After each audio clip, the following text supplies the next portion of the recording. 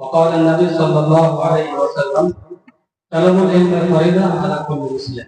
آپ کو اللہ نے قبول کیا ہے اور ایک اچھے جگہ میں مدرسے میں لا کر کے آپ کو آج جو بیٹھے ہیں، جس گھر میں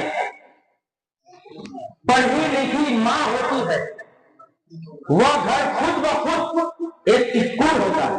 بطحا کی زمین پہ برسی ہے.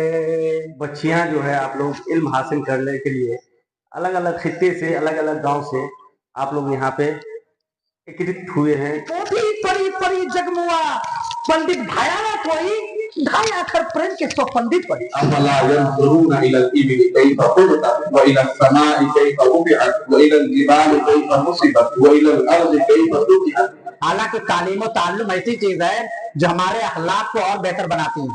کہتے ہیں کہ پھلدار درخت جو ہوتا ہے وہ لچک اس کے اندر آ جاتی ہے. اگر وہی درخت کے